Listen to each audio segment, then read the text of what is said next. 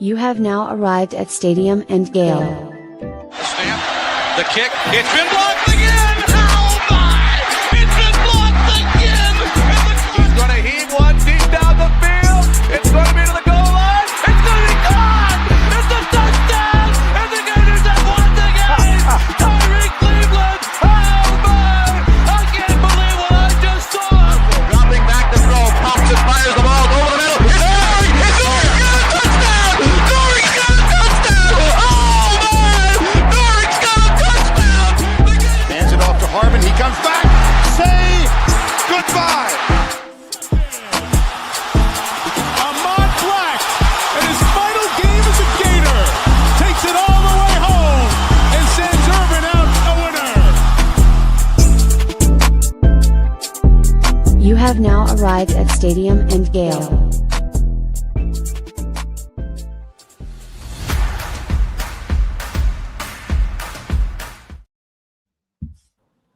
Boys and girls, ladies and gents, welcome to another episode of Stadium and Gale. It's your boy Corey. It's Dan. Delatorre. And your boy J. Scott 25. What's good, y'all boys? What up, 2-5? What's good? A beautiful day in the neighborhood, man. Same corner, same time, off a therapeutic bye week. Everybody hit like, share, all of that, man. Make sure y'all retweet us. Love, love, love. How was y'all boys' weekend? It was good. A little hockey game, some friends, some friendship, some fun. The vibes. If you really want to know, Corey and I talked about it yesterday. We did a little pop-up show about the coaching search. We're going to talk a little bit more about that here, but go check that out. But otherwise, good weekend. Yeah, I'm going through big dad vibes right now. So I had all weekend off. We're getting into like walking now. And I saw a video, not to get sappy, but saw a video that was like the hardest part about being a parent is like none of the moments or none of the stages are like, they're just fleeting. They're gone. And like we were looking at baby pictures and like that baby's gone. But now she's starting to walk. Well, she's still there. Yeah. Yeah. For now. She hasn't paid a single bill yet. So Not a toddler runaway. Not a teenage runaway, got a toddler runaway. Yeah. But good times. Went to did a little picnic, Cade Museum, big dad vibes all weekend. Nice, man. Yeah, man. It was pretty chill for me. Same dad vibes. Had my wife's grandparents come over. We cooked some food on Sunday. Just a little chill vibes with the family. Nothing too crazy. Your wife's grandparents or your wife's parents? My wife's parents, sorry. My kids' grandparents. Yeah, I was going to say, I was like, my goodness. How's my sound? Am I okay? Am I okay sound-wise? A little canny. A little canny. Yeah, definitely a little candy. That's a good way to put it. I don't know why it's like that. Probably need my headphones then. Let me see. Well, we got a big show. We're playing Georgia this weekend in football. I know the internet has probably forgotten that. This week they've been That's crazy. They've been reading and arguing and commentating on any sort of action that's not Lane Kiffin. And so we play football for the last time in a few years in Jacksonville. Mic check. Ah, Voice to God. Buddy. I feel like good to go. we're back in the man. 1980s. Just got in the car, and it's like a late night. Hey, smooth jazz. Hello, Mic check, everybody. Yeah, there he is. Yeah. As a kid, I always wanted to do the Midnight Love show on radio, bro. That was like my dream. Be like Hey, this is Uncle a part-time Silver. comedian, part-time, Midnight Love radio show host. Blues. The love hour, ladies and gentlemen. Love hours with Uncle Silk, On 99 Jams. on Hey, 99 Jams. Go on ahead, That's light a right. candle, find that Yeah. significant other. Yeah. Jordan, how was your weekend, man? Oh man, we talked about it. He told I you. did. My bad. I was It's over. adjusting my audio. My bad, man. Welcome to the show. Feel free to listen back. So I saw someone mention this. Do you think Florida fans are at Tennessee point? Like, who was it? Shiano? Like, do you think that there's a name that gets announced that there's just Can I make a point? Greg Schiano would have been a great pick for Tennessee. Go ahead, Corey. Yeah. I don't know, man. Schiano was a crazy. At the time, I think it would have been good, but I think they got the right guy for the job right now with Hyper. He'll be consistent for them. Well, yeah, this was what, 5 years before that. Yeah. Schiano's offense is just stale. I think they would have got him out of there in like 3-4 years. He would have been done. It wouldn't have been a bad hire on paper, but I think he's just a little antique with what he's doing. What were we talking about again? I'm sorry. Are we at Schiano? Oh, yeah, I got the fan base on January 6th watch for sure. Oh, my God. A revolt can happen at any moment, bro. The wrong hire, it can be Viking horns at the Capitol type vibes. Are you the one the right hire? Are you the one in the Viking horns? Hey, that's neither here nor there. I've seen his face photoshopped on the Viking horn guy. I didn't do that Photoshop, man. It's all propaganda, man. AI is crazy. It's a charity show. The fan base is on edge, and every time Drink's name climbs the betting odds that Dan puts out, like they get a little bit more edge every time. All right, let's pause there. Let's shout out Brent Insurance, and then we're gonna pick that up. Oh yeah, forgot we gotta pay bills.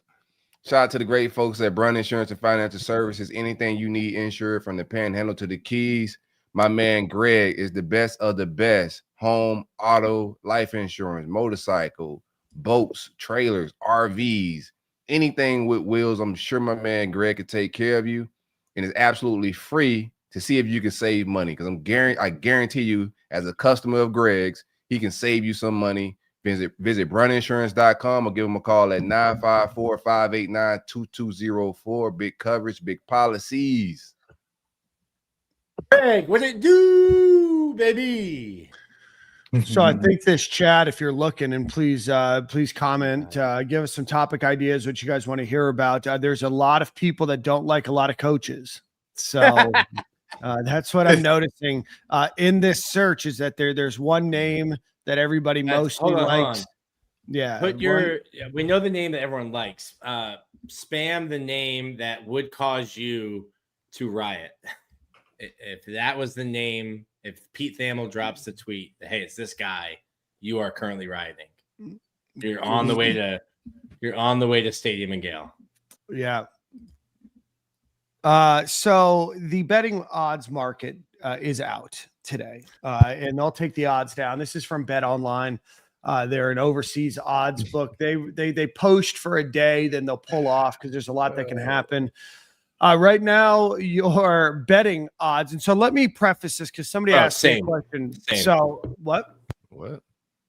That was I asked them to put names that they would riot if they were named the next head coach. I said that same. Okay, well, Sorry. let me get through this, Nick. We got a comment last week that you cut a lot of people off, so I don't want to bring that up. So before I read these odds, I commented to somebody because they asked me about folks seem to forget that Vegas sometimes is encouraging betting, and that's partially true. So I'm going to read this. So in a coaching search, the opening lines, the one that came out last Sunday, are probably best guesses at the beginning. Any moves after that is going to reflect where money, especially sharp money, is going and how the book wants to shape their exposure. So these odds are a blend of likelihood and liability management for themselves. So before I read these odds and the chat freaks out, and I'm not even looking at the chat, but I will in a second. Updated odds right now are Drinkwitz minus 105, James Franklin plus 200, Lane Kiffin plus 300, and then Jed Fish is plus 400, Braum is plus 1,000, Golish is plus 1,200, and Brent Key is plus 1,600. So that's where we're at right now. That doesn't mean that Drinkwitz is the favorite to become the head coach at Florida or that anything's pushing it that way. I've not heard that. But before anybody gets crazy like they did in my mentions today, those are the odds right now. Nasty odds. I'm gonna be honest with you. It's just, I got a few texts. So we about to get drinks. I was like, bro, it's just odds, man. Don't get too excited with that stuff. It's just betting. I think everybody's on the same page for the most part that I don't know about him. I mean, he was almost about to be fired, and then he made a change at offensive coordinator, saved his job. Things started to work out a little bit offensively, but still, I'm not in love with the offense. I think he's a good coach. I'm not in love with the offense, and I don't think he can fit, culturally. He's a little weird. He says crazy, wild things in pressers and whatnot. So I just don't think he would be a fit. I think most of the fan base kind of feel that way about him. What are things that you do like about him? I think he's a good in-game coaching. I think he's schedule is favorable, but he still wins big games, from time to time, considering they're at Missouri. I think they recruit decently for being at Missouri. We lost some guys to them in the transfer portal that panned out, that worked out pretty good for them. So I think he's a good in-game coach. I think he puts out a good product every year. For the most part, except for the year he was about to get fired in. So I think he's solid. And he knows the league, right? He's familiar. He's recruited pretty well, right? Yeah. He probably wasn't working out calling plays. Yeah, for Missouri. Probably wasn't working out calling plays. He goes and hires an offensive coordinator. It's an improvement. I don't know. I feel like he's McElwain. I just don't know if he's as weird as I think people think he's the weirdest person in the world. I think that he's maybe a little goofy, maybe a little different, but I don't think that he's this unrelatable person. I think he's been able to attract a pretty decent coaching staff around him. Well, what will be your pecking order, right? You got a weird, goofy coaches. You got McElwain, Mullen, Drinks, rank them. Mac was that order. Mac was different. Mullen and Mac were very different from each other. I feel like Drinkwitz is a dorky Spurrier. If he's winning 10 games, you're going to embrace. Yeah, Spurrier in the sense that he will just take shots at other teams. Well, Dan Mullen, cool. He's a cool that's why I said dorky. I said he's a sitcom dad. Syndicated TV sitcom dad version of Spurrier. Yeah, I don't know. Maybe I work in the IT space, and so I've been around a lot of people that are just not as cool or as hip all the time. No offense to people in the industry. But I just don't find him as off-putting, and I feel like it gets exaggerated because you come up for and I'm not saying that I want him necessarily. I think it becomes an easy excuse to say that he's too weird and too different. He's obviously had some success at Missouri, getting good players, building up a pretty good team, and being successful. You can say it's the schedule, but it's the schedule that they have. Florida's schedule next year is significantly easier than it has been in the past. Florida's gotten the raw end of the deal probably the last couple of years.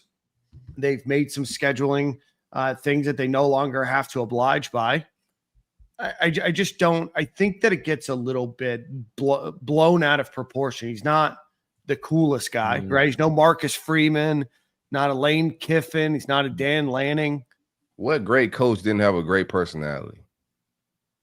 Kirby Smart, Dabo Sweeney. Kirby Smart is pretty cool. On the kids think Kirby Smart's pretty cool, bro. Dabo Sweeney. Yeah, Dabo Sweeney is Jimbo Fisher. Jimbo Fisher was pretty cool. Jimbo was cool. Jimbo was cool as hell. Howard Schnellenberg. Personality just Schnellenberg had to go in the hood to go ask some Bear kids Bryant. that wasn't true. Even people didn't even find in day.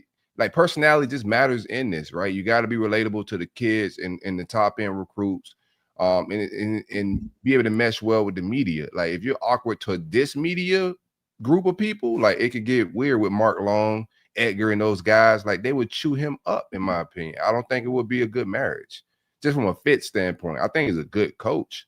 Like I said, I'm not hung up on it, but I just think out of the group of guys, I'd take Brent Key over him. Most of these guys, I would take over him because I think the personality wouldn't do well on the trail or with our media or fans. I think I pulled up his record. His record's not superb. Well, I mean, he took over pretty bad. He took over from Barry Odom, who was fired. Had not a great first couple of years. And now I don't want people to think I'm on the Eli Drinkwitz train. I think some of the reaction to him is just vastly overblown. Sorry, Nick, go ahead.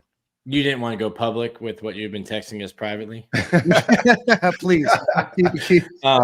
Sorry, didn't mean to air that out. No, that's hilarious. 44 and 26, 24 and 22 overall. Like Dan said, Barry Odom was an abject disaster as a game day coach. He was bad. I think we said that Billy was like good Friday or Sunday to Friday. Barry Odom was bad Saturday to Saturday. But like that's not great. That's not a great record. I do think he's a good coach. I think Florida fans would embrace. I almost look at him like Eli Drinkwitz, like a Kevin Garnett. Like he's super annoying unless he's on your team. If he's on your team, like that's the guy that you rally around because his jokes might be a little corny at times, but like he's out there throwing punches. Oh, in the beginning, we're gonna rally around whoever gets the job, Nick. We're gonna lie until we can't lie. So, yeah. I mean, we made it McAway not wearing socks. Like, not wearing socks. The dip in his mouth, making sandwiches. I mean, it was all like, hey, that's kind of cool. He said he could teach his dog to be a quarterback. Like he said some outlandish things, man. Yeah, shout out to Clarabelle. Rest in peace, Clarabelle. She died years ago. I mean, I'm sure by now. An older dog when he was here. I'm sure by now, man. I mean, yeah. Clarabelle wasn't a puppy. Did Jordan get any PB&J? I don't like peanut butter, so hell no. You don't like peanut butter? He wasn't even invited. I'm not a peanut butter guy. That was only for AD.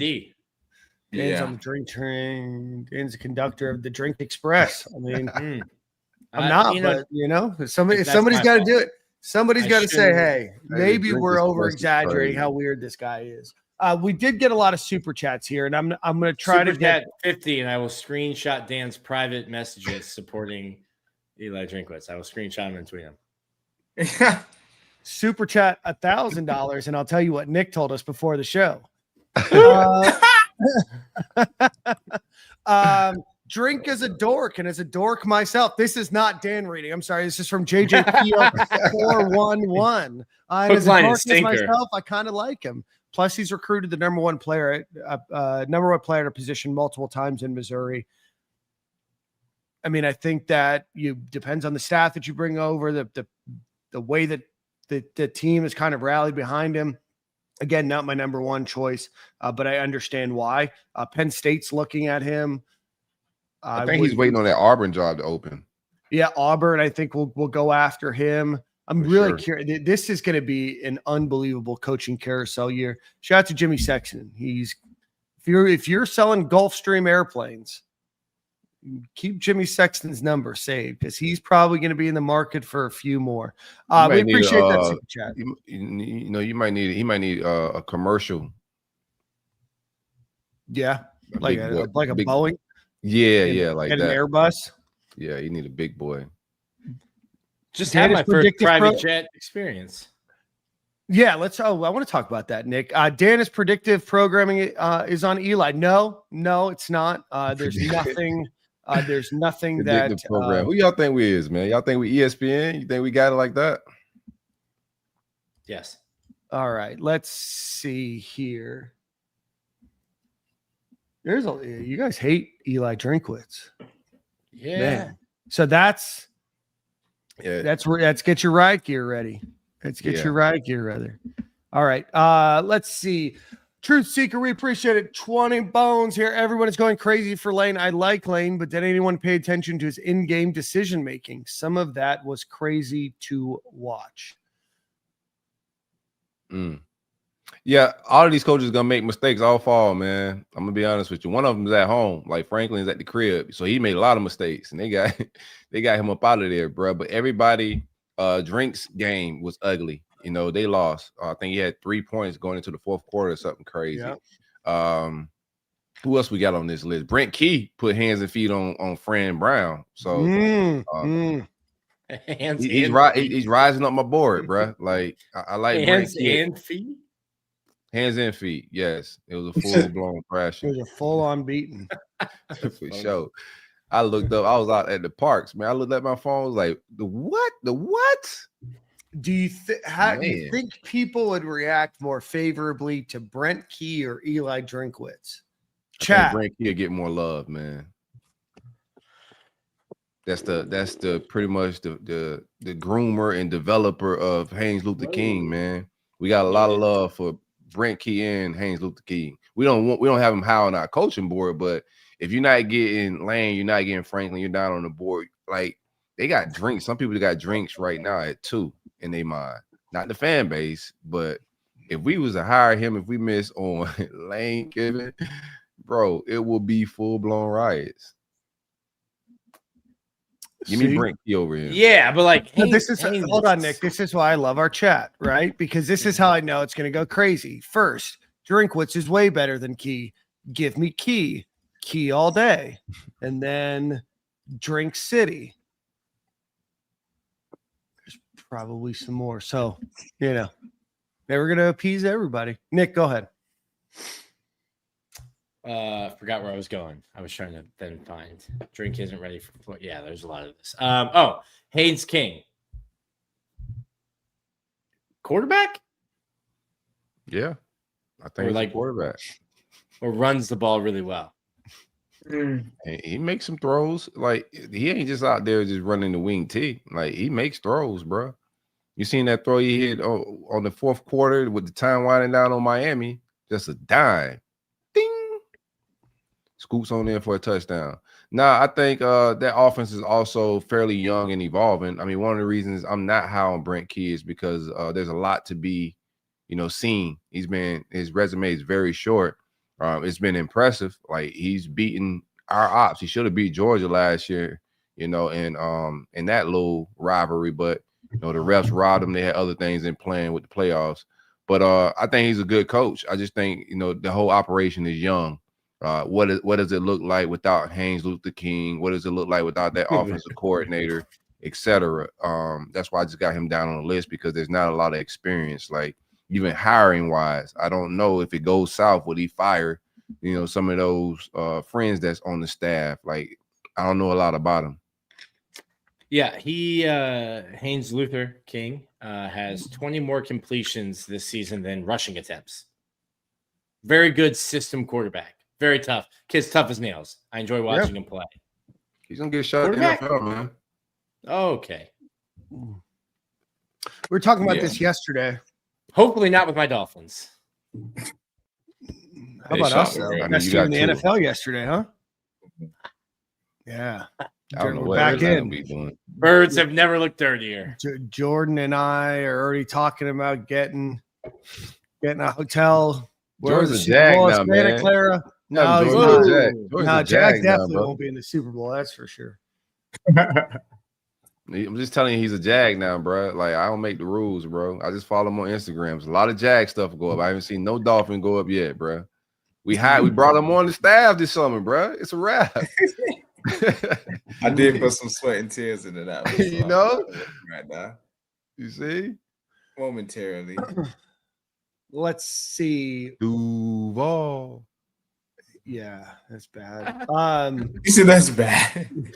I mean, so Drinkwitz from the chat is ready to ride. Popular, pretty popular. Brent Key, slightly more popular. Definitely not popular, but a little bit more. I think he got the edge. Key got the edge. All right, James Franklin. It's a controversial one, but I think everybody's coming around to the idea of James Franklin. He's gonna get a big job. Yeah, I'm not mad at that. So I was talking to my buddies, both went to Michigan, and they were laughing about James Franklin to Florida because they were like, never once did I worry about Penn State while he was there. For the 10th decade he was there, I go to look it up. He was 3-7 against Michigan, with one of those being the COVID year when I think the Big Ten played a 3 3/4 game schedule. I think the the floor is super high with James Franklin. can you win a championship? I don't know. Penn State also, I guess we talk about Penn State like a blue blood, like this powerhouse. They've won the Big Ten 4 times. Like and half of those times they shared it with Ohio State. Yeah. It is I guess. Just saying though, but Penn State is like probably like the possibly the third best school in the Big Ten to go to recruiting wise. Like, so he's having that record with like bottom barrel talent for real. So imagine being on the platform like Florida. And like if it's maybe, I mean, like, bro, he competed at Vandy. He gave Florida a run for their damn money when he was at Vandy. That's what I'm saying. I feel like if he gets on a stage like Florida, I don't see that being a bad hire. I feel like we don't need to go for, like we mentioned earlier, like a good offensive coordinator or somebody that can like new and up and coming. I feel like we don't have time for that. I think we need somebody who knows how to run a program and that the guys are going to respect, going to want to stay for, play for. And I feel like just let the rest happen. I feel like, bro, we're so blessed in that we're in Florida and we got all this resources. Facilities are great. Everything's great. I think we just need somebody to kind of steer the ship the right way. And it's not just on one side of the ball. I feel like that was our problem, obviously, for the past couple of years. Offensive-minded guy, defensive-minded guy. Somebody's playing good, somebody's playing terrible. Like, I need somebody who's manning the ship and can hire great. The rest gonna fall into place. You always gonna get cats coming to Florida. The brand gonna get you there regardless. Like, so that's just my take on it. So I do like you James. sound like me, bro. You took all my talking points, bro. I appreciate that, dog.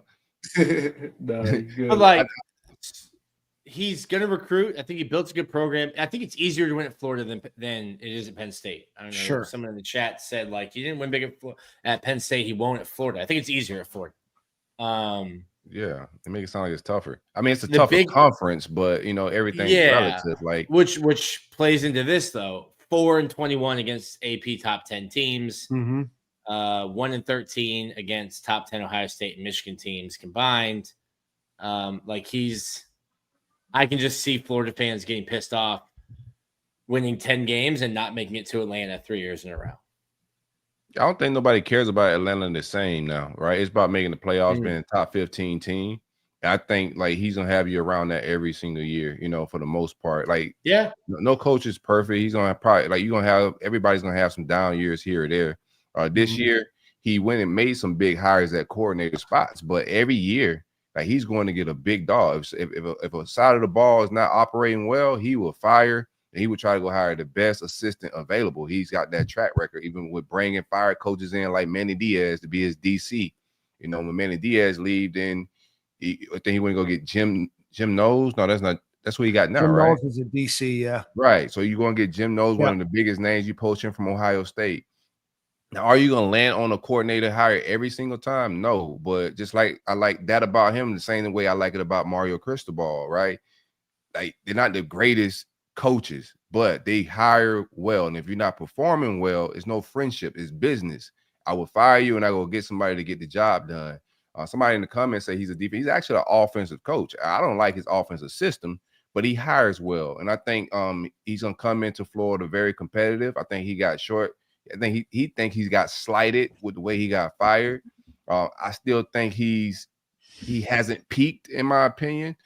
In coaching world, he's around the age when coaches start to peak, and I think a fresh start at the University of Florida would do amazing things to his career. And I think on the recruiting trail, we will be an absolute problem. I think this will be the first coach that we brought in to actually give Kirby Smart a hard time on the recruiting trail. Okay. So for funniness, my boy Billy wins out here. What is that?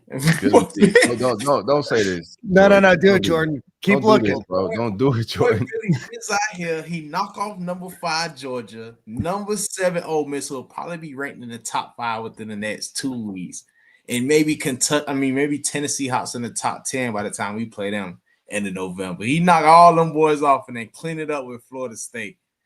Is anybody even considering it? No, I don't care if he beat the Chiefs. I don't care. No, I appreciate you, Billy G.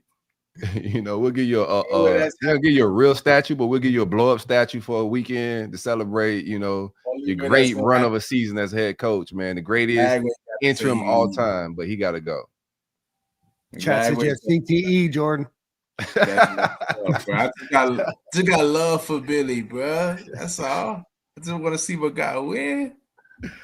Oh man, would you want to keep him, Jordan? I mean, not saying like really no, but I was just being on some like, you know, if he won out, everybody's riding a high horse of like, obviously Billy couldn't beat people with the same roster, and he comes in and wins ball games.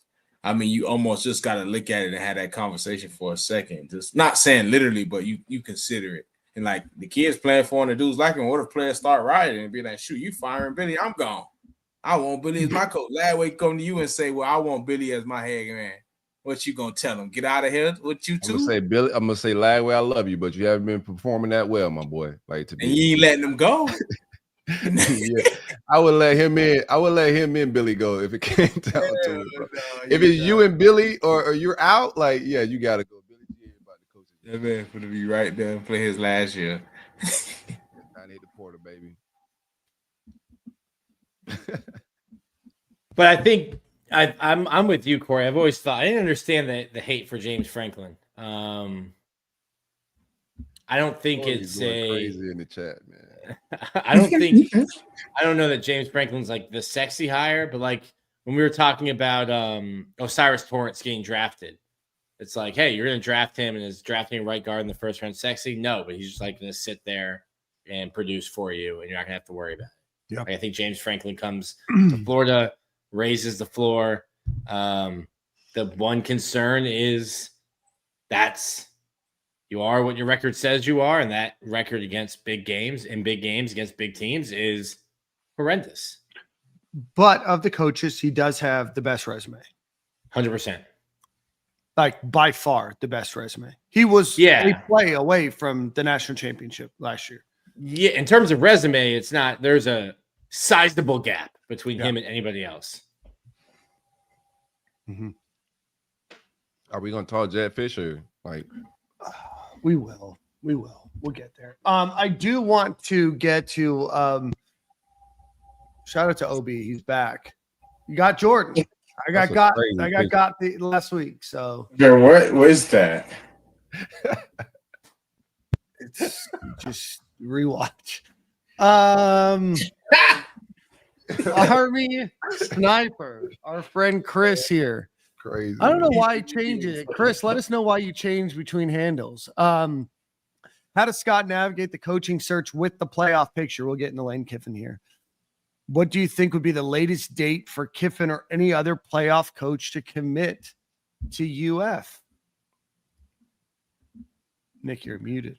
We kind of went through we kind of went through this last year, and I said that about Lane last year, where it was like, you know, Florida fans, I mean, before Billy beats Lane, and then you're kind of like, oh, geez, what the hell are we doing here? That's the timeline. Like, I don't know that. I mean, Florida fans probably were listening right now would be like, yeah, screw them. But like, I don't know that you want a coach who is willing to leave his team that's in the playoffs. Be like, I'm going to go take a different job. You guys, like, good luck. You're welcome for getting you here, but I'm out. I don't even know that you want that type of person. I don't know that that's who Lane is. So you're waiting until their season is done. I think uniquely, Florida is positioned really, really well for that, because I think you only need to retain the roster. I think you're probably going to have to go into the portal for offensive line, but I think the young nucleus you have on both sides of the ball, you just have to retain a lot of the roster to be able to have success next year. Yeah. I don't know how you go into the offense. I don't know how you go and get offensive linemen in the portal. Expensively.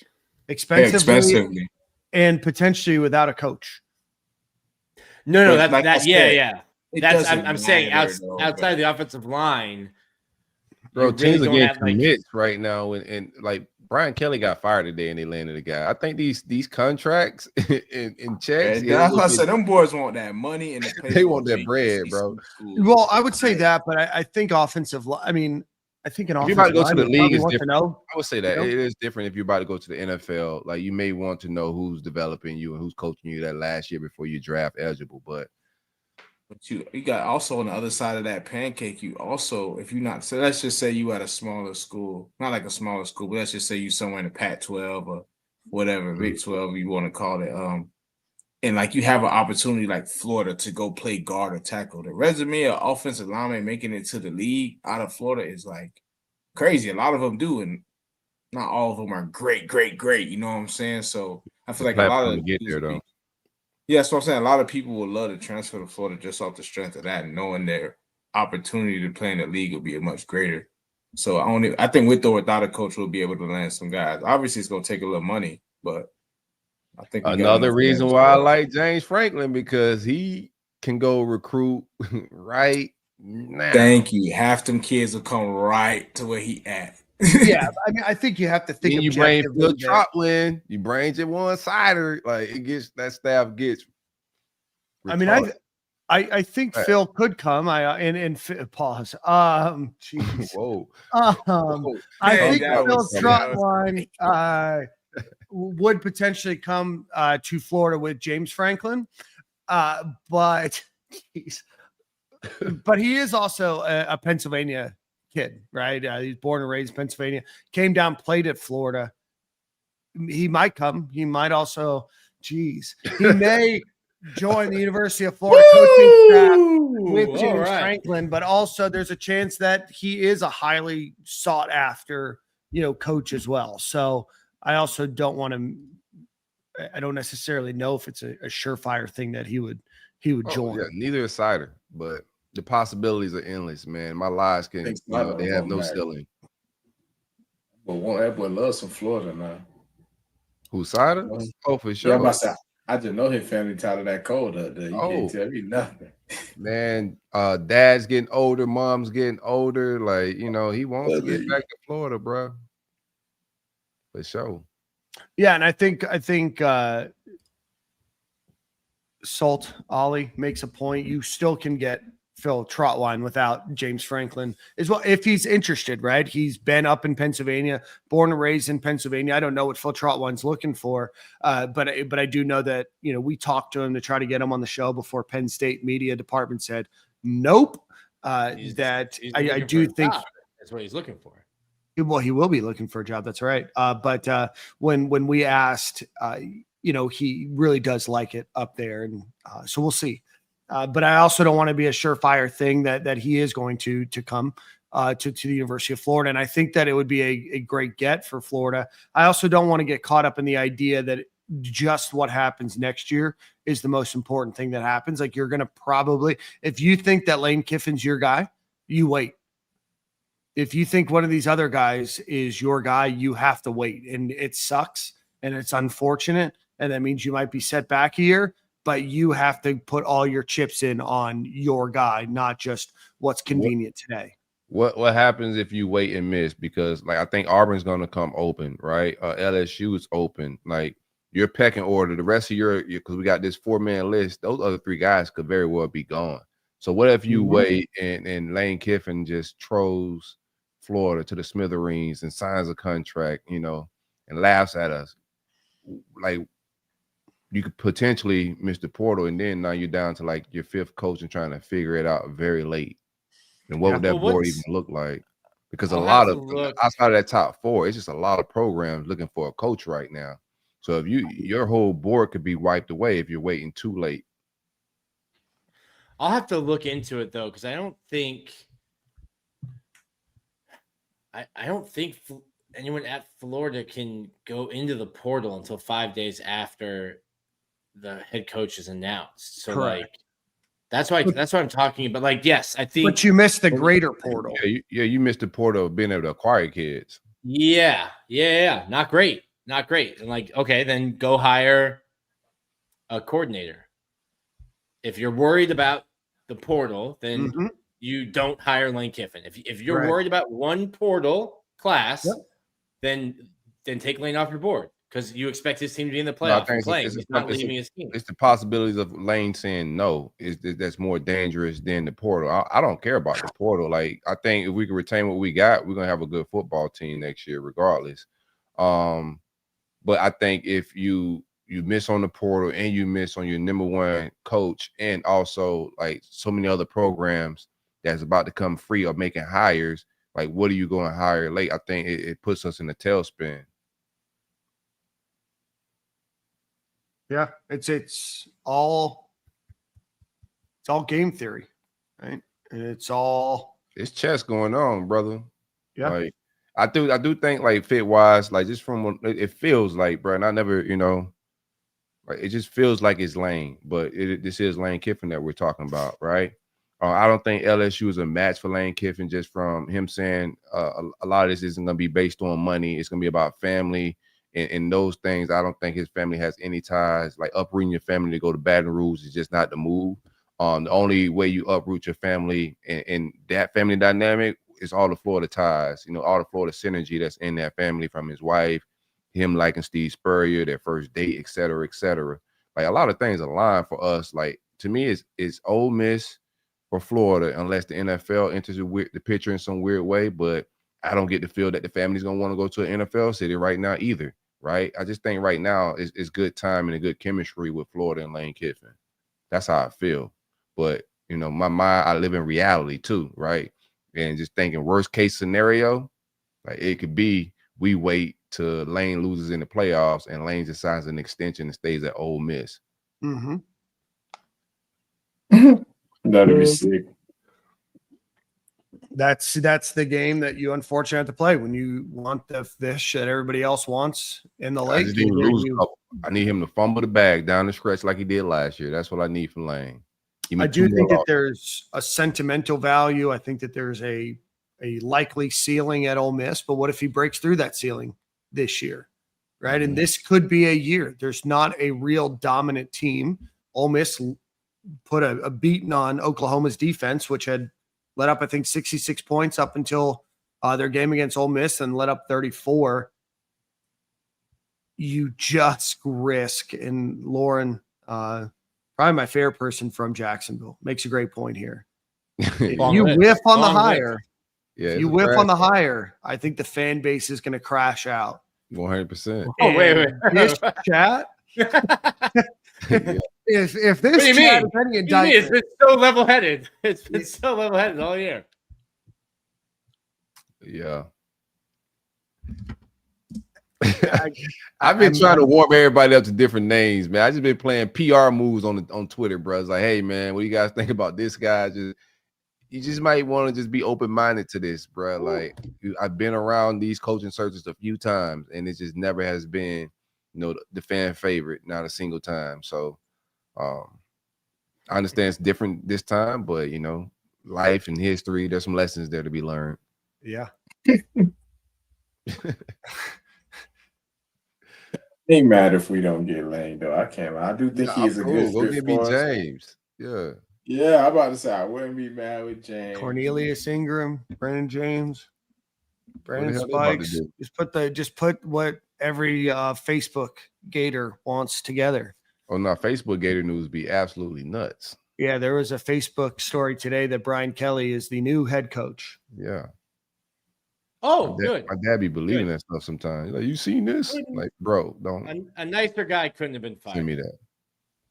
Oh yeah, hell yeah. I'm happy that he's fired, and I hope that they're able to get out of paying him his contract enough. I hope he goes to coach Delaware or something. Apparently Arkansas is a spot. Oh, cool. Somebody's gonna hire Brian Kelly. Somebody's gonna hire Brian Kelly. Army Sniper, a bad human being. Chris, I gotta understand. You super chat from this, and then you comment in the chat from the other one. I'm not sure what's going on here. If UF Waits and Franklin goes to LSU or FSU, y'all won't be scared. Kiffin is a troll master, and remember, UF still travels to Oxford. He could want revenge if UF wins. Bro, what happens if Jordan's guy Billy G? It's in the cards. Lane Kiffin. It's in the cards, brother. Like, that's a possibility. I don't think James Franklin is going to go cheap somewhere. I think a lot of people think that because he has the buyout and it's offset, somebody's going to give him a bunch of money and it's offset language. And if they try to broker some deal where he gets paid like $2 million a year until after that offset is done, and then it just goes through the roof, like Penn State is obviously going to argue that in court. And so I think James Franklin's going to make $8, $9, $10 million this year. Like, I don't think Florida State can go hire him from the bargain bin. I don't think any school can. I am also curious how much money LSU is going to spend in their coaching search. They've got a lot of money, but they've also spent a ton of money in contracts. I learned that they had leadership issues as well at the president, athletic director positions. Well, they don't have a president of the university right now. They have their 5 finalists. The governor of the state of Louisiana had to get involved in that yesterday. That's bonkers to me. I mean, I got involved too, right? A little bit. No, well, that was with the president of the university. It was his lack of involvement that probably torpedoed that, but that's a different subject. And I don't want to lose followers because the last time I talked about the president's search, the chat was like, Dan, stop talking about it. But which toxic situation going on at LSU. Tim Brando might not think so, but I think it's a bit of a toxic situation over there. I also don't know if it's a cultural fit. You know, I know Lane Kiffin is a winner. Corey and I kind of had this discussion yesterday. I want to hear y'all's thoughts. In sports media outside of us, Nick, and your former media, we'll call you former media. You've been around these circles. You've been around a lot of the national guys. Why do people view the LSU job so significantly better than the Florida job? One, like, I think LSU is the thing. Like, there's more LSU fans, like, maybe than even Saints fans. Like, that's it. You and the Saints are the only game in town, and I think people are even more passionate about LSU than the Saints, and they are supremely passionate about the Saints. It's not a wealthy state. Having been to Louisiana a bunch, love Louisiana. I think the people are awesome, cook great food. Not sure the last time the government paved a single road in the state of Louisiana. Not sure how they are going to pay for a buyout. They stole money from a children's hospital. They did for athletics. So, like, a lot of buy-in. A lot of buy-in. If you're going to steal money from children to pay for your athletic program, there's a significant amount of passion and buy-in. And then it's really hard to get a kid out of the state of Louisiana. Like, if LSU wants a kid from Louisiana, probably 9 times out of 10, they're going to get that kid to stay. And there's a ton of talent. So you're not having to, and maybe the portal or maybe NIL is changing this a little bit, but historically, like Leonard Fournette, I don't care if he went on 38 visits, like, he was going to LSU. Bama and Texas has grabbed some from them from time to time, but for the most part, you know, kids do stay home. They don't have in-state competition like, you know, we have Florida State and Miami in-state, that big three that we kind of, you know, have recruiting battles with. So it's tougher recruiting in-state, but I do think we have the richest amount of talent. I don't think they're a bigger or a better job. I don't see it. It doesn't make sense for me on paper. I don't see a lot of things that they can offer that we don't have, you know, like from a facility standpoint, the amount of commitment we're putting in football right now and the type of money has been spent. I think fully dedicated Florida, you know, to football, it's very few jobs, man, that's going to be, it's like an even playing field. Even if you call them even, like, I'm very fine with calling them even. I'm very fine with even saying, hey, maybe LSU is slightly better for some of the reason that Nick has named. But kind of the drastic way that they view LSU compared to Florida. Now, Florida obviously hasn't had a lot of success recently. When I was There's also been 3 coaches at LSU in the last 10 years. It's not like they've been humming along. When I was a One of kid, them won a LSU was cheap. They have a national championship and a Heisman in that time. Okay. When I was a kid, no, when I was a grown man, they got It's not been sustained. Yeah, like when I was a kid, LSU was a bass drum. We beat on them, and most teams beat on them. They were not good during the Spurrier era. So I don't like they're fairly new to success, and without like look at the coaches that have won there. Like Coach O, they caught fire with Joe Burrow, but it's not anything that has been sustained. They haven't been on runs and built legacies like Florida has done that, where they had runs of dominating the SEC. LSU has never done that. Like I don't see it on paper where it's a better job. More coaches have been successful at Florida than LSU. So how could it be a better job? Like I just don't get it. Yeah. We got a chat here. What's US record versus LSU? It is 34 wins for UF, 32 wins for LSU. Yeah, I was born in 88. Great question. I was 1, 2, 3, 4, 5, 6, 7, 8. I was 9 years old the first time LSU beat Florida in my lifetime. Yeah, Like I said that was a bass drum. We beat on them. We could wait. I know they were now since 2010, not good for lately they've been better. They've been better. So three, but three two from Jordan. Yeah. You beat him I twice. remember the goal line stand under Muschamp. Brother. Goal line stand and then Brad Stewart with the pick six in the swamp. Did you beat him twice, Jordan, or once? Twice. That's what it. Oh man, he froze. We lost Nick. That's a great way to No! free. Oh, you're back. You're back. Yeah, you back now. But yeah, I beat him twice. The goal line stand and then Brad Stewart pick six on Burrow. Yeah, they didn't lose a game after that Brad Stewart pick six for a while.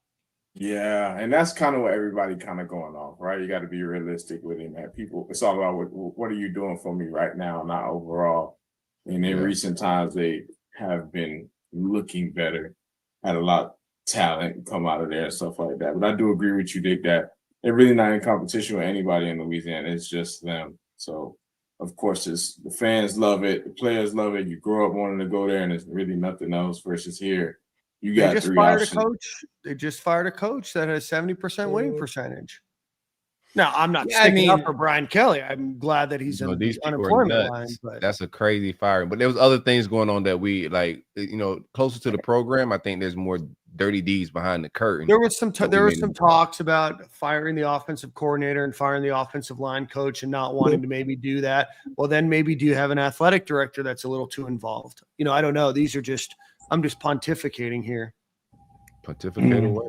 I like it. I mean, Brian Kelly's just a bad human being, and that was not going to be a good fit. That was like Scott Woodward saying, "Hey, let's go get a big coach who's gotten close at Notre Dame, but can probably win a championship here."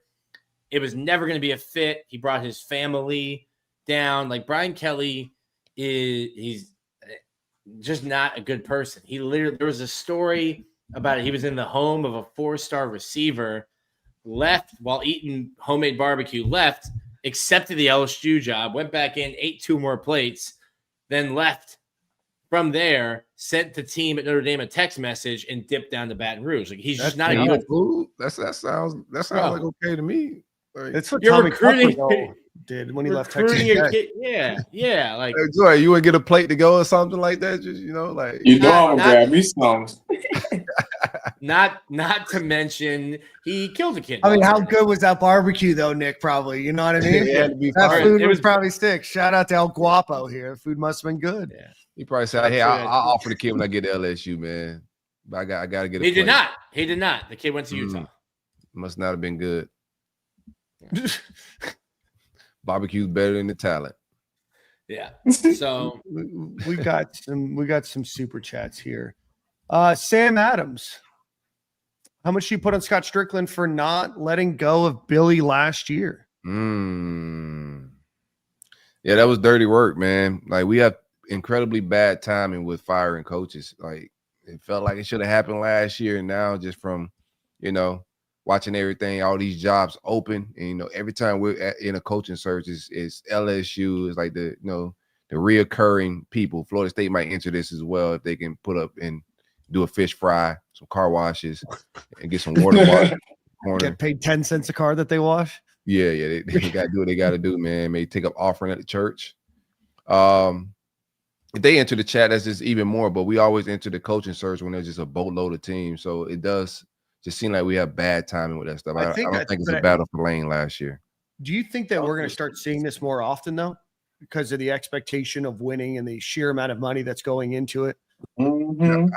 I think a lot more people opinions. I think Sexton and CAA is going to just double down on getting security for their players. Coaches. Like right now, just think about it. Right now, how many people want all of these coaches that we're talking about? Like he got leverage, you know, like, and if they're not with Sexton, that don't mean they're not with CAA. Like Sexton's just the name, but he's with a bigger company. So yeah, bro, I don't think it gets any better with coaching contract wise. I think it gets even deeper this year where he's going to try to make these contracts where you got to sit and give a guy a longer leash because the buyouts are just stacking up and they're expensive. Well, yeah, it doesn't seem like these schools care about these buyouts anymore. I mean, FSU can't, but $54 million for James Franklin, right? Somewhere around there. $53 million for Brian Kelly. We need to get some offset language in the next contract, to tell you that much. Billy Napier, $20 million. Good. What? I don't think you have the leverage to get offset language. You had leverage over William Hall Napier. Oh yeah, no, I'm talking about now. Yeah, of course. I mean, that's why Napier turned down so many jobs. I don't know if it was just a turning down of jobs. They just wouldn't, bend to his demands contract wise. Like a lot of what he was asking for, Florida did, which came back to bite us. But I think offset language is going to be tough this go around because the coaching pool stinks. There's very few good ones out there. If I'm an agent, I got leverage because if you miss on this one, who do you go get? I do think that there's some real young guys right now that the coaching candidate pool in a few years is going to be a lot better. Mm-hmm. So I'm curious to see, like Eric Morris. I want to follow him at North Texas. I think John Summerall is going to get a good job. That might be a guy. Now, wouldn't that be funny if LSU went and hired a Tulane coach a few years after beating it over our heads that LSU doesn't hire somebody from a directional or another school in Louisiana? I know it's not directional, but. And about firing Billy at the right time, I don't know if it necessarily was the wrong time just to think about it, because I feel like maybe we wouldn't have the same roster that we have now if he was fired last year. Got to take that into consideration. That's one of the blessings that we kind of have right now, that we still got a good roster on our hands, a young roster too. It's not like it's a bunch of dudes that's leaving in the next year or in this draft class. So I think it's good that we got a lot of skills. Just if we can retain those guys and keep them there, obviously that's the next problem. Yeah, if we go and hire a dud. Right. But at least having them there already is a good step versus we left high and dry with nothing. A bunch of graduate transfers that was all mediocre and leaving us anyway.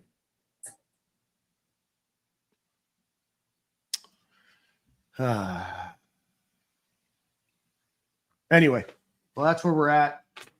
So a couple more super chats. Appreciate you guys for doing that. Chris, welcome. Thank you for being a member here. I said I start this one. We were talking about a GM. Florida needs a higher GM. Florida has two general managers. They have Nick Polk and they have everybody's favorite Jacob LaFrance. Like look at this guy. He thought he was innovative. You know what we need, guys?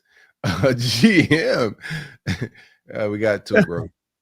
They just not like Nick has a great idea. I think if Florida, if they just built an indoor practice facility, they wouldn't miss so many practices from the rain. And then they get all they need is football only facility. You got to throw the record studio in there. You got to throw the barber shop in there that hasn't had barbers in it in years. Oh no, there's a barber in it. It's not the same guy. Is it the expensive guy?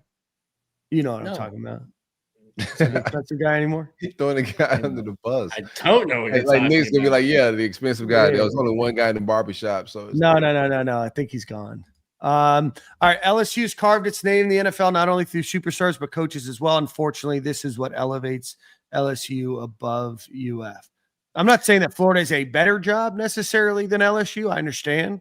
I just don't think it's drastically different. Go ahead, Nick. I talked to Appreciate your somebody. comments.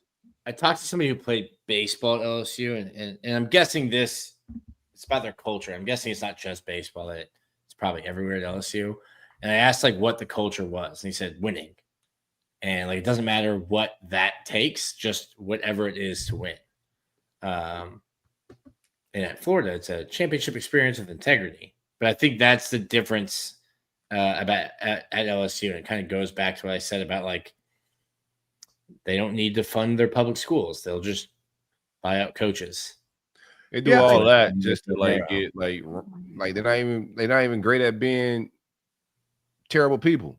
Like win at any cost, and you're not even winning a lot. Like, yeah, what are we doing here? That's the culture. The culture is winning at all costs. No. Let's see. You got one more super chat here. Billy G beats Lane. That's wonderful for us. It means Lane likely doesn't make the playoffs, and we can hire him in early December. On which one you sign right. me up. Shout out Pilgrim Tim. On which Pilgrim? It's almost your holiday, Pilgrim. A couple more weeks. Celebrating you. I'm with you. Thanksgiving, you know what I mean? Billy G to put hands and feet on Lane, so we go ahead and that's gonna be a weird hire.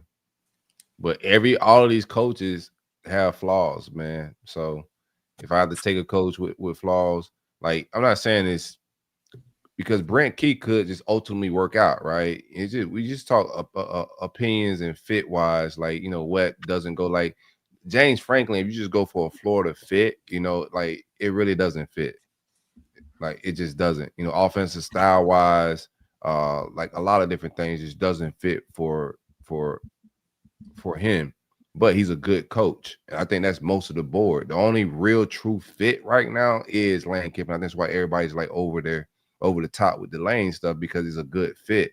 Everybody else, we're not gonna look like we've looked when we've won, with a innovative play caller, a guy with a cachet to be, to engage with the media, be funny, be engaging, all of that stuff. Like he comes with all that, and that's what we've won with. The rest of those coaches don't bring that to the table. Urban Meyer wasn't necessarily that. I mean, I think that Steve Spurrier was that mentality. Urban Meyer was. He was a slick talker. Like he would call Florida State the other school. Yeah, he was a slick talker. He was smooth. But he wasn't like he was a braggart. He had the school out west thing, but he wasn't necessarily the same type of person that Steve Spurrier was. And Lane Kiffin is built from a different cloth. And so yeah, I don't think Lane is like I don't get the Steve Spurrier comparison even with Lane. I think that the personalities are polar opposites. They both are outspoken, they both are witty people, so they have that in common. But I think there's just a certain like coolness about the guy that has to be at the top. When I say cachet, like it's a certain those guys, like Steve was cool as hell. Urban Meyer was cool as hell. Lane Kiffin is cool as hell. I think he just fits, and they all were just offensively driven guys, from that standpoint. And they got the fan base, they got the rivalries. Like Lane's gonna get everything, the intangibles around the job. Lane got it. That's why I like we talked about this pre-show. Like, yeah, if Lane stays in college football, right? And I've had my just critiques about Lane because I do think he's immature in some ways, and I do think he chased jobs and he leaves jobs on the hook every year. Are we going to keep him? Like every program he's been at, it's been the same thing from the beginning of his career till now. It's been, are we going to be able to keep Lane?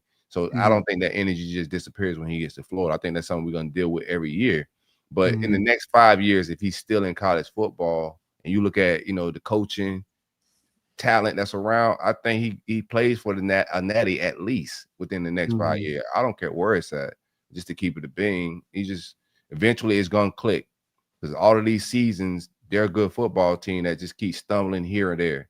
One of these years it's gonna click for him in the next 4 or 5 years, bro. Like you can feel the energy. I think that's why a lot of programs want him right now. Yeah, I don't know. I don't know what happens if Florida misses or it's not even missing, right? I think that this is important. I was talking to some friends earlier today. It's not even that Florida could miss or that Florida is not giving the best offer or Florida doesn't do whatever it takes to get him. Sometimes you just don't, you're happy with where you're at or sometimes another situation is better. It's not just throwing money. And it's, if he decides to stay at Ole Miss, it's not necessarily that you just lost because you didn't give a good enough offer. Sometimes people are just happy with where they're at. Gotta be a mutual decision. We can't kidnap them. Right. Especially when you've been fired before. You kind of had to restart your career. You've rebuilt yourself up to be a guy that a Florida wants, an LSU wants. Nobody wanted Lane Kiffin after he left Tennessee and failed at USC. Right? He had to go down to FAU. And this is a guy that was a 29-year-old NFL head coach. You rebuilt that, right? So there's a lot that goes into it. And like Corey said, you can't kidnap him. Yeah, he's got to sign a contract to say, I want to leave Mississippi and come to Gainesville. Yeah. So it's a two-way street. And no, never mind. I'll say that for another show. Never mind. What do we think about Lincoln Riley for? I know we're winding out on time. Woo, buddy. Let me tell you about a coach who's never had a good defense anywhere he's been. Never once. Well, he did finally get rid of Alex Grinch. Yeah, that they still don't play defense. Yeah. No, I know. I get it. But again, resume wise, one of the better resumes. Yeah. I can already read the tweets about winning 52-49. Still won the football. Yeah, I'll take Lincoln Riley over 21-16 though. I would take Lincoln Riley over Drinks as well, man. I think some of these coaches is a lot to weigh. Excuse me, man. Sparkling water. Like Lincoln Riley's young, he lost some steam. He was a popular name, get out the USC, and it's not working out as well as a lot of people thought it would when he got out there. But none of these coaches, I don't think their story's done. I think different schools, different stops, you can get a different coach out of all of these guys. So I like who he is as a play caller. I don't like that he don't have defenses. Like it just wouldn't be. Go ahead. What if you hired a guy like Lincoln Riley who has struggled to put a defensive unit together, and you go down to the G5 and you maybe go hire a head coach down there that's a defensive guy, and you say, hey, we're going to let you call the shots. We're going to let you be the CEO of the football team. Maybe. There's a GM, but we're going to throw some dissension into that room. We're going to make sure that these aren't all yes people. A lot of yes people in the last couple staffs. A lot of people afraid to speak their mind. A lot of people that weren't asked their opinion on things. There's a way. That don't sound too bad. Thanks, Jordan. Sounds like the last guy was running a cult. Anywho, yeah, I like that. But Muschamp is also on the sidelines right now, and I'm hearing just behind the scenes that he's itching to get back. I know he's going to sit out, a couple years for his son, but you just got to make. I think with most of these coaches, there's some defensive coordinators that's going to be around, that's poachable, that's unemployed, etc., that you could bring in and kind of answer that defense. It's time to get a big boy staff, regardless. Like Florida's got to get to the point where they're playing a couple or several $1 million to offensive and defensive coordinators, because that's what the big boy programs are doing. That's winning. So that's just in the recipe, regardless. Like you got to have big coordinator bread. Florida was a top 8, top 10 coordinator or staff this year in terms of just on-field coaches, somewhere around there.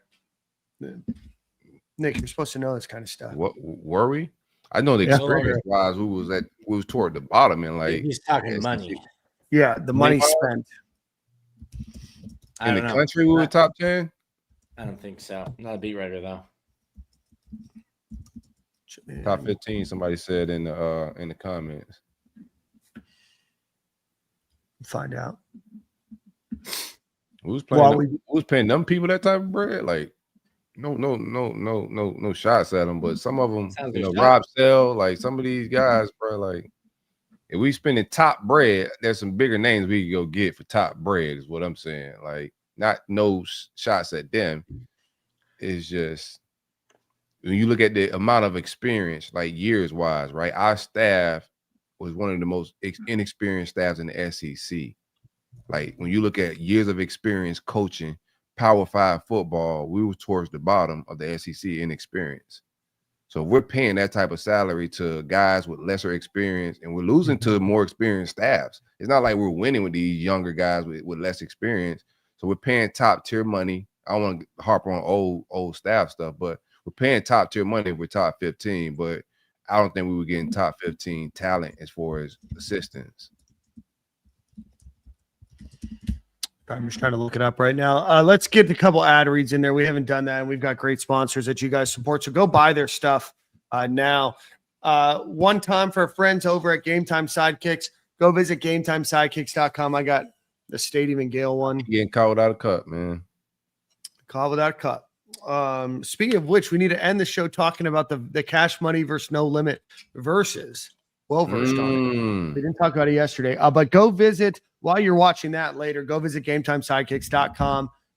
Best cups, going to keep your hot drinks hot, your cold drinks cold. I have 10 or 12 of them. I've gifted them a lot. I've had a lot of people tell me that they use them every day. It's a good everyday drink. It fits in your cup holders, in your car, even the European cars that have different cup holders. Go visit GameTimeSidekicks.com. Use promo code Stadium15. Get you 15% off of your order. And also go visit our friends over at Home Field Apparel. Use promo code Stadium and Gale. Get you 20% off of your order and free shipping. Again, homefieldapparel.com, promo code Stadium and Gale. Let's see.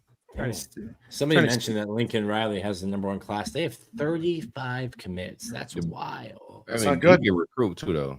That's crazy. Lincoln can recruit now. Show for sure. It's just a lot. It's gonna be a lot of question marks, man. Once you get past like outside of Lane, everybody don't even like Lane. But I don't think Lane is like a surefire thing, man. Nobody is. Like I'll do it. I'll coach. Let's discuss what the buyout is. I will coach. I'll be the first in the building. You stay the Gale buyout? Yeah. No, Nick, you're gonna have to find a way to supplement your income unless you're a weekly guest on Stadium and Gale. I'll still keep paying you the same. So I think I'll be fine with the Division I SEC coach money. Okay. Can you still come on the show? Yes, I will come on the show. Okay. I'll be your vibes coordinator, man. Big vibes. You guys walk around the facility lighting incense, playing dope music. Right. Florida paid $8.25 million in 2025, up from 6.56 in 2024. What do we rank with those numbers? We would rank, depending on what the exact number is to the decimal, somewhere 8 or 9. That's pretty insane that we have a top 10 paid staff and we look like that. I said it last week? I said it last week. Like Billy Napier got everything. More support from the UF administration. And there's been Billy robbed us, bro. Like let's talk as a family. This is a safe place now. Like they're going. Billy robbed us, bro. We spent top 10 money on that experience. Like think about our safety and our DB coaches that we brought on. Like these guys are very inexperienced. Like very. Benny Sinceri is very inexperienced. And our safety room looks very, it looks bad. Yeah, not good. We got robbed. Like, there's no way that looks like a top 10 paid staff and team and outfit. That's crazy. But then again, like I said earlier, Florida is invested. Like, you got a top 10. That's another asset why you want to be at Florida. You got the ability to go get a top 10 paid staff. Like, you can't tell me there's many jobs better than this job, bro. Like, you're going to have a hard time trying to convince me. LSU at $9.3 million. They're number 6. Clemson, they fired their coach. Clemson, number 4, $9.68 million. Who might be making a change there? He might be making a change, but Georgia's number 2. Ohio State is number 1, as you can imagine. Florida's nestled right in there in the Oregon, Utah, ahead of Iowa. Iowa is at 7.9. But I think like the ones towards the top are the ones paying the $3-4 million for a coordinator. The Ohio State, the Georgia, they're paying that crazy. Glenn Schumann is making $2 million. Blake Baker at LSU is making $2.5 million. Pete Golding at Ole Miss is making $2.55 million. That's what you gotta get. That's what you gotta get. I mean, a lot of these G5 coaches, not all, but some of the younger ones, or some of the smaller school ones, your Texas State, your North Texas, those kind of coaches are probably making, 1.75 to 2. I don't know if Keene would leave Texas State or if Norris would leave, North Texas, to go back to a coordinator when they've already had that opportunity, and they're going to probably be looked at by, some bigger schools. But you start to look at some of the other, coaches that might be doing well around the country. Is that an avenue that you go down? Lauren said he put the B in B and E. Oh my God, breaking the inch. That's hilarious, man. I'm sorry, bro. I'm sorry. That's funny. That's great humor right there. Put that on the Jumbotron, man. Where did it go? Anywho. On Jumbotron. Anybody else? Chat, would you like us to talk about anybody else? I think we did it. We did it, Joe. I think we've we did it. That's elite humor right there, Corey. I don't know if everybody's gonna get that one. That was a good one. So I think that we've kind of covered everything from a coaching perspective. We didn't come into the show today. Basketball starts next week. Big secret scrimmage win without Boogie Fland. And then Nick was on a private jet. Florida Victorious had an event. The Joakim Noah was at. Who went down there with you? Condon? No. So unfortunately, we can't work with the international athletes while we're here. Right. That's a whole student visa thing. It was Micah Hand logged in and Tommy Houck with us. And then we met up with Cooper Josephberg, who is a Miami boy, went to Riviera down there. Okay. Joakim Noah just showed up. Just popped up. Did you know he was going to come before? Or did he just show up? He sorry, sir, you're not on the guest list. So Coop's family, I think, is friends with some of the Marley family. And Joakim Noah, big friends with the Marley family. And they kind of, I guess, family coordination talked. Really cool part. So we're doing like a Q&A. It was an event sponsored by Meldon Law. So we're doing a Q&A, and it's one of the people in the crowd just asked a question to Joakim. Like, hey, you've tried to repeat. What is that like? What can you tell the guys about your experience doing it? And it was super dope. He didn't really talk about anything like X's and O's basketball. It was all about the locker room and the guys that you're with and the bonds that you have. But just hearing Joe kind of just like open up to the three guys that were on stage was really cool. He hung out with them for a while last Wednesday night. But yeah, cool kids. Really enjoy hanging out with Micah.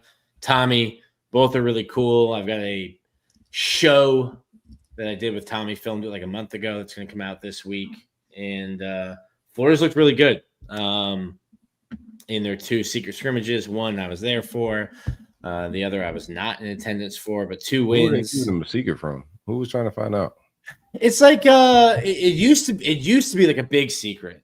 It used to be like they would do one in the off season. You wouldn't know when it was. And as a beat reporter, you're trying to like scramble to figure it out. And now I think they did 2. The one against Illinois last week was down in Orlando. And then they played FIU at home a couple weeks ago. Okay. Big win over Illinois. 10-point win. Apparently down by 5 with a few minutes left to go in the game. End up winning by 10 again without Boogie Flan. I'm pumped, obviously, for the basketball program. We'll try to see if we can get Eric and Neil on the show next week to do a little preview of that. I did see the comment about Turnkey ZRG. Let's talk a little bit about that on Friday's show. Let me organize my thoughts a little bit better. I completely forgot about doing that today. And then let's get out of here. Let's talk. Nick, did you watch the Verses? Jordan, did you watch the Verses? I did not. I heard about it, but then didn't know that it was going to be there. That might be a Friday thing. It's incredible. Yeah, it's fire. It was very well done. No Wayne, of course. No C Murder for obvious reasons. Yeah. Turk, the last obvious reason. But really, really good stuff. Yeah, I enjoyed it, man. That was like, the pinnacle of, and really like a big part of me loving rap was that era, right? No Limit first, and then Cash Money came on the scene. As No Limit had a stronghold on the South, but bro, the whole Verses I thought was dope because they were getting along, right? It was competitive, but it was all like they were celebrating New Orleans and the culture of New Orleans music. The styles of music, even though they both had that New Orleans sound, it was just one was more aggressive. Like No Limit was heavy street, and Soldier. They based most of their stuff around that whole analogy, and Cash Money was a lot of fun. I would have loved to see Wayne there. I think No Limit won just from the way they was playing songs out. I thought they should have played Juvenile Ha. I'm surprised they didn't play that. But I think Lil Wayne changes the whole competition. Also, Mystical, who's in jail as well. They both like those are probably the two stars from each camp that's not there. Mystical in jail? Yeah, man. What Mystical do? It's wild. Google it. It's wild. It's crazy. I don't know the full story. I knew he was in jail. I just didn't know what the full story was. Shenanigans. Oh boy. Yeah. Okay. That's more than shenanigans. Yes, these are. This is a many shenanigans were had. Yeah. Yeah. I would put getting caught with drugs. There's a reason why nobody's saying free Mystical, man. I'll tell you that. Yeah, free C Murder. And I was like, I don't know. But anyway, no, I thought it was great. Like Corey, I'm just a few years younger than Corey. I'm 37, but that's when I started listening to music, or like when I first started getting into rap, right? Like back that ass up, and when Lil Wayne was there, I mean, that was what 98 or so when I was 10. That's kind of the time that you get exposed to that. And obviously, it was big on. You were buying CDs. That's when you used to take advantage of BMG Music or whatever it's called. And they'd ship you 12 CDs for the price of one, penny, and then you'd cancel after. But, those are a lot of my albums. And my brother's a few years older than me. And so that's really all I listened to was a lot of the old Cash Money, some of the No Limit. I mean, I even got so deep with No Limit that there was these kind of kid rappers. They were a couple years younger than me when I was like 10 or 11, called the Lil Soldiers. Nobody's ever heard of them, and nobody knows what happened to them after. But they had one album. And I'll never forget listening to that. Yeah, but there was a bunch. Go ahead, my bad. I didn't mean to cut you off. No, you're good. I mean, but just Masterpiece, Hook the Shocker, Wayne, Turk, BG, Hot Boys, all of it. There's just some fond childhood memories. And I know a lot of people don't think of me that way, but if you would have met me, that's all I listened to until probably 20, 21 years old. I've been on the boat rides with you, bro, and you definitely don't pick up the skill of curving around the N word like that overnight. Oh yeah. Yeah, he could go almost bar every word, but he just smoothly I know where they are. I know it takes years of practice, bro. It takes years of practice, Jordan. That's right. I believe you, bro.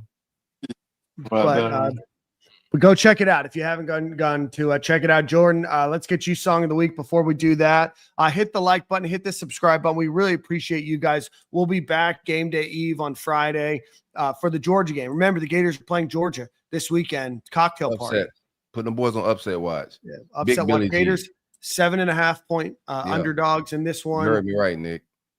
How do you feel still like rooting for a coach named Billy? It felt weird. You know what I thought was funny? Shout out to Mark. Mark had asked Billy G if he was parking in Billy Napier's spot. I was like, man, did he? This man is so petty, bro. I like it. That was I like Mark. That was a wild question. No, that was a great question. So we have our like staff meetings every Monday. So I haven't been to a Monday press conference for most of the year. So I'm streaming it at the office, and I'm like sitting down, I'm editing a video, and I popped my head up. I'm like, what? They just asked Billy G.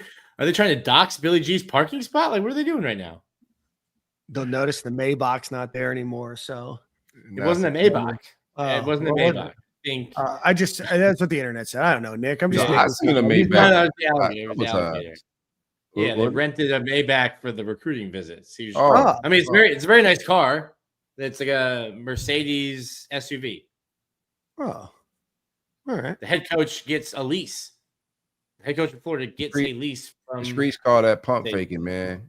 I thought that was his Maybach. Yeah, I thought so too. I mean, Billy Napier didn't strike me as a Maybach guy, but I was like, you know what? You got the bread. Yeah, why not? Yeah, it's just a recruiting weekend thing. That had first. We talked about that kind of earlier in the show about Gainesville and Lane Kiffin. We talked about it a little bit yesterday. You just don't know, right? Like you feel like it's important. You feel like there's a connection because of those things. But again, are we over exaggerating those things because they fit our narrative? And trust me, I am the biggest person that if it fits my narrative, I'm pumping it. Whether I know it's true or not, if it fits my narrative, I'm in. I don't know, right? Obviously, he grew up, idolizing Spurrier. He respects the hell out of Spurrier and what he did at UF. He wears the visor, all of that. But I don't know if we're putting too much into that either. And I guess we'll find out here soon. Yeah, he could very well want to be the Spurrier of Ole Miss too, right? Yeah, he could be. Mm-hmm. And it's never been easier to do that. Yeah.